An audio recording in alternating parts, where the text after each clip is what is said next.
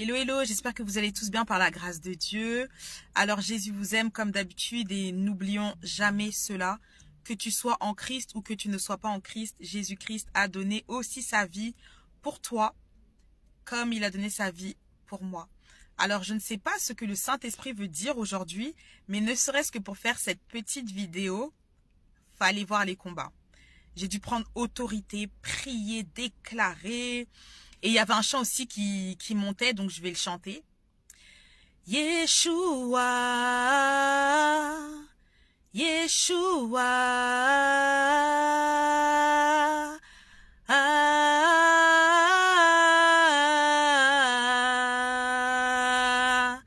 Yeshua, Yeshua.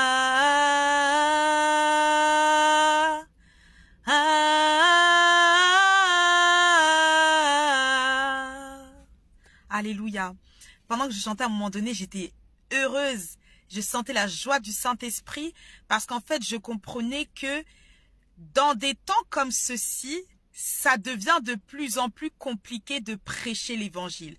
Ça devient de plus en plus compliqué de parler de Jésus parce qu'on ne veut pas parler de Jésus, on ne veut pas que nous puissions parler de Jésus et on ne veut pas nous entendre parler de Jésus.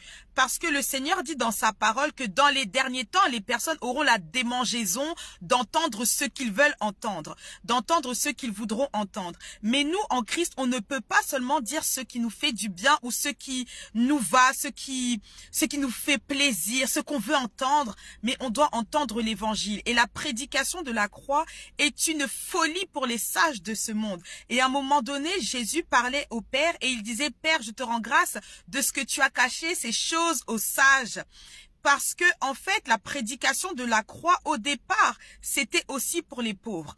Et gloire à Dieu, parce que l'évangile est ouvert à tout le monde. Mais il est vrai que souvent, on va commencer à dire que oui, on parle de l'évangile aux pauvres, etc.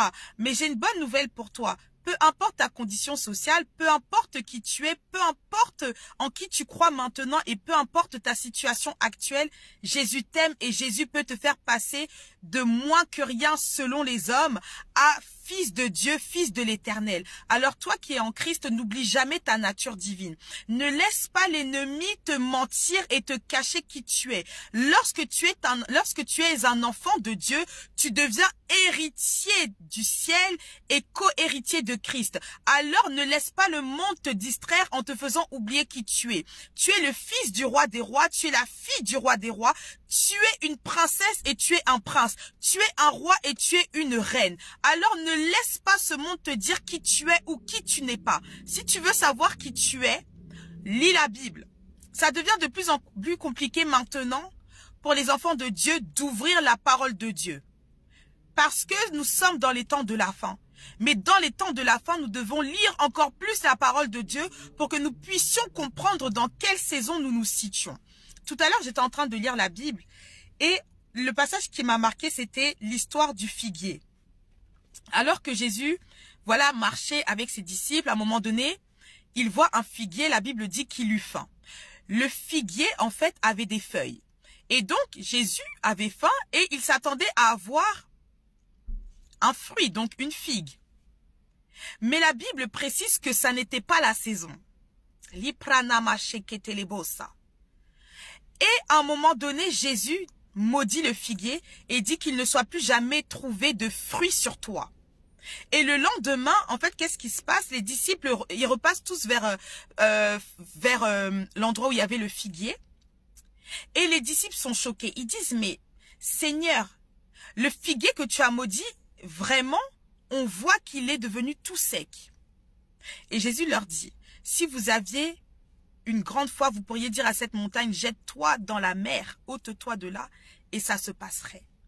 Et à un moment donné, je me suis posée, et je me suis dit, mais Seigneur, je ne comprends pas. La Bible nous dit que ça n'était pas la saison. Mais pourtant, toi, tu avais faim, et tu vois que le figuier avait des feuilles. Et tu t'attendais à ce qu'il y ait des fruits. Mais la Bible précise réellement que ce n'était pas la saison. Alors pourquoi, alors que ce n'est pas la saison, tu t'attends à ce qu'il y ait des figues sur ce figuier? Et là, en fait, ce que je comprenais, c'est quoi? Le maître, lorsqu'il vient, Et il ne te dira pas forcément quand, il s'attend à ce que tu puisses porter du fruit. Et ça, c'est la condition de tous les enfants de Dieu. Un enfant de Dieu qui ne porte pas de fruit sera retranché, sera jeté au feu. Alors le Seigneur est en train de dire, peu importe ta condition, peu importe ton apparence, même si tu sembles être un enfant de Dieu, même si tu sembles être zélé, puissant, peu importe, le jour où le maître vient, tu as intérêt à montrer que tu portes du fruit. Parce que les fruits ne se trouvent pas dans l'apparence, mais dans ton cœur.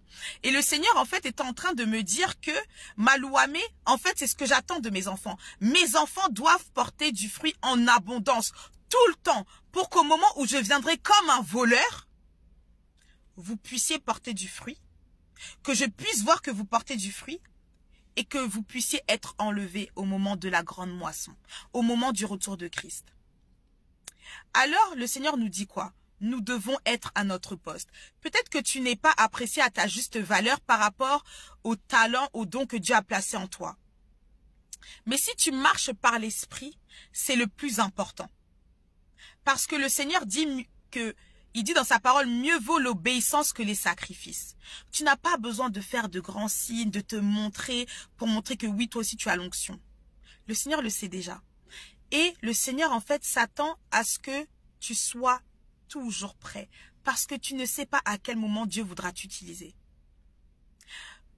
Combien de fois nous avons vu des personnes en fauteuil roulant, en béquille, ou même des personnes où on sentait un feu au-dedans de nous et on sentait que nous devions parler de Dieu à cette personne ou à ces personnes et nous ne l'avons pas fait.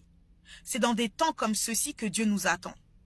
Les personnes qui doivent entendre l'évangile ne sont pas à l'église. Il y a déjà le pasteur et tout le camp pastoral. Ils vont entendre la parole de Dieu. Ce sont les personnes du dehors. Alors toi qui as peut-être ce feu-là de prêcher, de parler, mais fais-le. Les gens sont là, les âmes sont là. La vraie chair, en fait, elle se situe à l'extérieur. Là où les personnes n'ont pas encore entendu parler de Jésus. Donc, soyons à notre poste. Lorsque le Saint-Esprit aura besoin d'un soldat, il faut que tu puisses être à ton poste. Parce que nous ne savons pas à quel moment le Saint-Esprit aura besoin de nous. Voilà la raison pour laquelle on voyait dans la parole de Dieu que les prophètes étaient toujours en arrière-plan.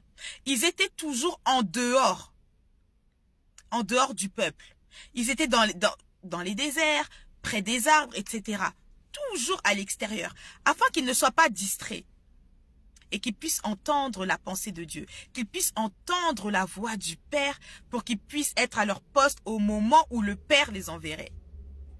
Alors, sois à ton poste, mon frère, sois à ton poste, ma sœur, que Dieu te bénisse, que Dieu te garde, que Dieu t'élève, mais sois aussi patient. Si les personnes tombent vite dans l'occultisme, c'est parce qu'elles sont impatientes. Le diable ne connaît pas la patience. Ce sera toujours vite, vite, vite, faut faire ça vite. Non. Le Père, il dit, relax, sois calme. Obéis seulement ma voix et tu verras. Donc, que Dieu vous bénisse. Jésus vous aime. Et même si on ne vous voit pas, Dieu vous voit. Même si vous ne vous sentez pas aimé, Jésus vous aime. Et le Saint-Esprit est là pour vous le dire tous les jours, à n'importe quel moment. Si tu te sens seul, parle à ton Père Céleste. Il est là en tout temps. En tout temps. Alors, excellente semaine sous le regard du Seigneur. Jésus vous aime. Que Dieu vous garde, que Dieu vous bénisse et ne cessons pas de parler de Jésus parce que la création soupire avec un ardent désir la révélation des fils de Dieu et c'est nous. Amen.